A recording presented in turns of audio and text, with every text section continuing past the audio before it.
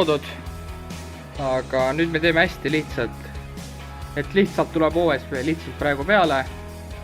Teises toas täpselt sama. Siin tuleb OSB, lihtsalt paneme peale ilusti, muud midagi, et pindu ei saaks, kui siin toas magada. Miks lihtsalt OSB? Sest et 2 aasta pärast läheb uue maja ehitus lahti. Umbes oleneb, mis siin toimub ja kõik seda. Aga pole mõtet siin selles minimajas midagi teha.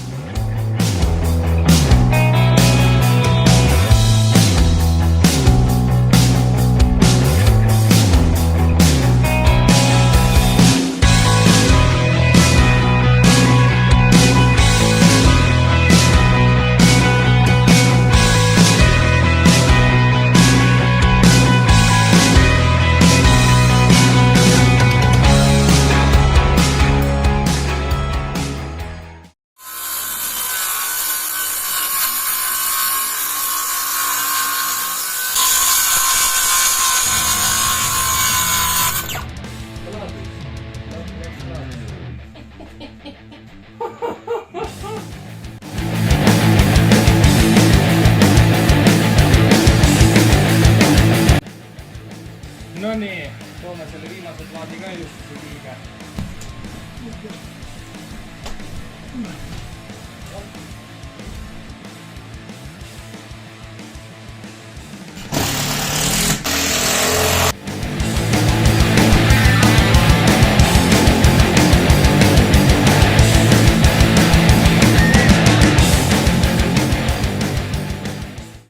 Püstolvaht. Et see peaks sobima, siin on kõik manuaal ilusti kirjas ja sobib ilusti tühimike ja nende täitmiseks ja madal järelpaisumine ja mis siin kõik on.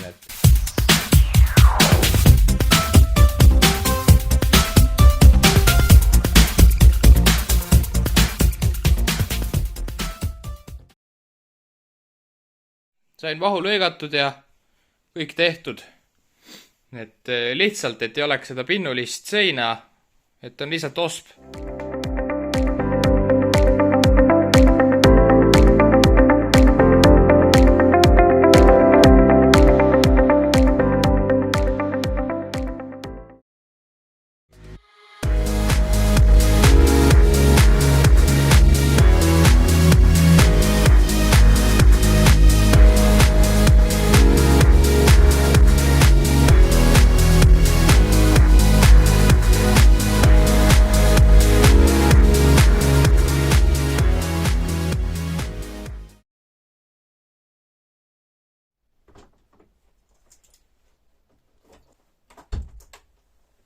Süüke jutt, et see sein tuleb uuesti teha. Esiteks, miks ma pean selle uuesti tegema? Sest kui ma panen loodi siia peale, täiesti kõver.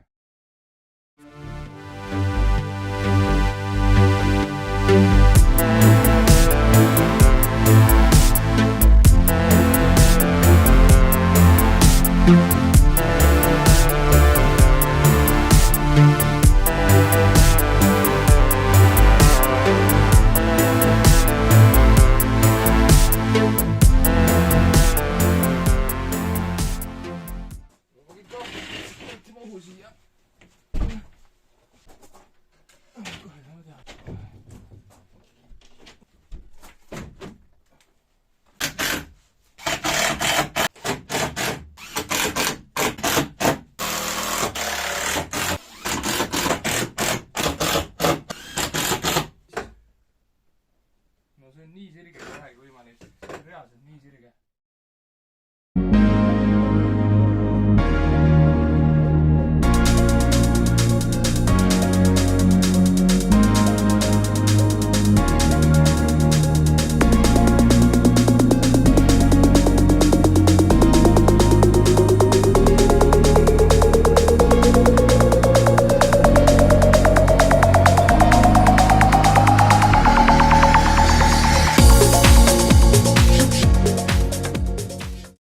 Nii algab OSB panek.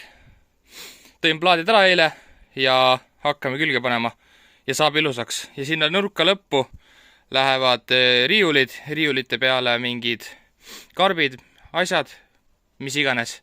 Siis on kõik sein ilus sirge. Praegu ta on täiesti... Ei oska isegi öelda, mis asi see sein on, aga teeme ilusamaks, ägedamaks. Ja ja vot nii ongi paigas praegu. Et vaikselt hakkame tegema, kõigepealt mõõdame selle plaadi ära, siis hakkame sinna panema plaati ja siis sinna 2 plaati veel ja vsjo. Et mõõdame ära, et OSB värgid, särgid.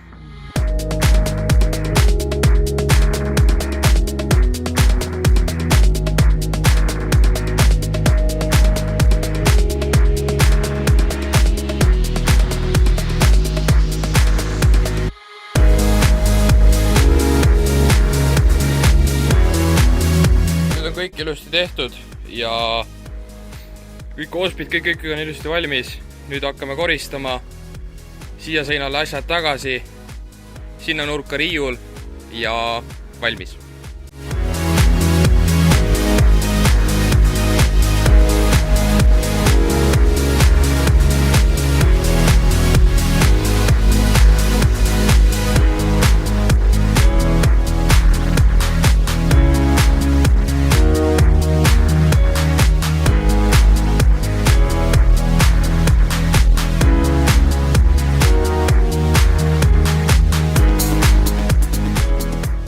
Kõik on valmis.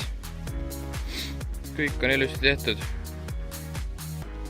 Et asjad seina peal, riiuli peal, kõik mis võimalik, ilusti kõik valmis. Et siin on kõik ilusti ja igal pool. Et kõik on täitsa timm.